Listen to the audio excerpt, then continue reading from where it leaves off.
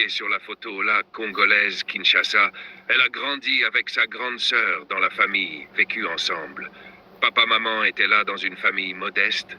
Et voilà que quand sa grande sœur a eu 19, elle a contracté une grossesse, mais ses parents l'ont humiliée, la traitant de tous les noms, mais elle a décidé de garder la grossesse. Au bout de quelques années, la grande sœur dit « Papa, maman, je vais quitter la maison. » C'est vrai que je ne suis pas marié, mais j'ai un enfant, et maintenant ma maison, et elle a déménagé à la maison, et la petite sœur resta avec ses parents.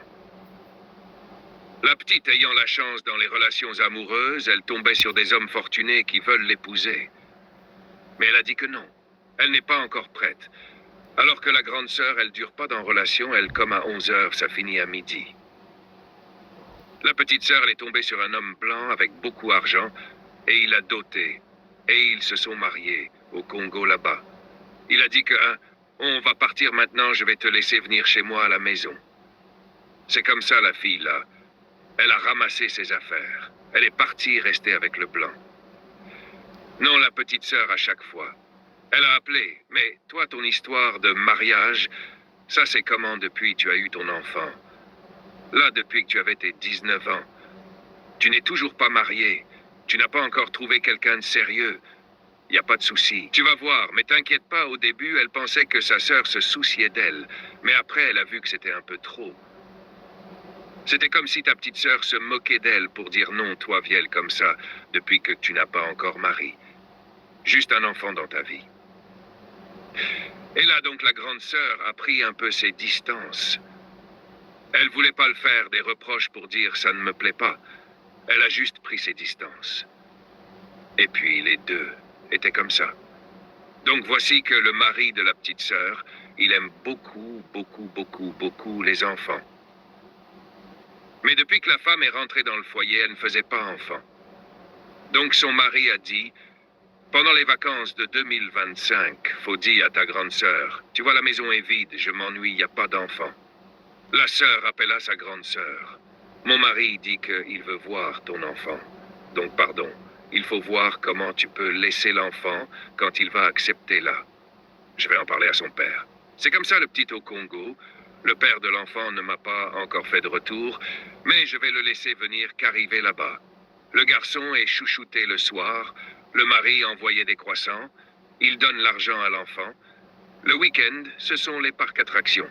Mais pourquoi le monsieur-là, il aime autant enfants comme ça? Pourquoi? Attends. Donc lui, il pense que moi, je peux pas avoir d'enfant dans ma vie. Et puis depuis là, ma famille me dit de te mettre la pression pour me donner un enfant. Mais moi, je te mets pas la pression. Mais moi donc, faut pas être jalouse. Elle avait commencé à avoir de la haine pour le petit garçon. Une soir, pendant que enfant, concentrée à regarder la télé, la femme, elle s'est réveillée. Elle prit un gros bois, puis a tapé sur la tête du petit là comme ça. Le petit a commencé à saigner et à trembler. Tu as quoi? Tu as ta quoi? Tu as quoi? Tiens, de l'aspirine, c'est ce qu'elle a donné. Jusqu'au bout de 2 heures, le petit est enlevé. Le mal persistait, il a commencé à se sentir mal. Le soir, le mari arrive et remarque la mienne du petit. On dirait que tu te sens pas bien. Après, on va partir à l'hôpital petit matin. Il se sent pas bien, il est juste tombé le soir.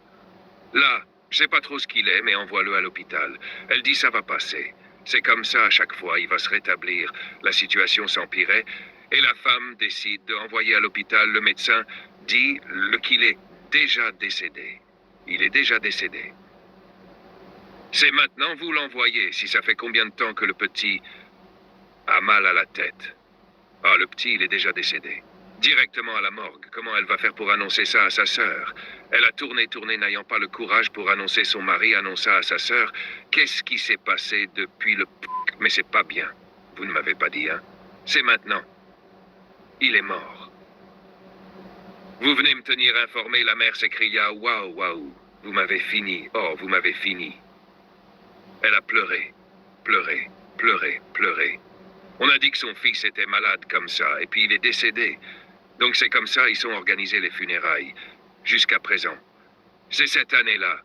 La femme culpabilisée et rongée par la mort de l'enfant, elle avoua à sa sœur avoir tué enfant par jalousie. C'est pour laquelle j'ai tué ton fils. Pardon, il faut me pardonner. Pardonne-moi, parce que moi aussi je veux porter un enfant.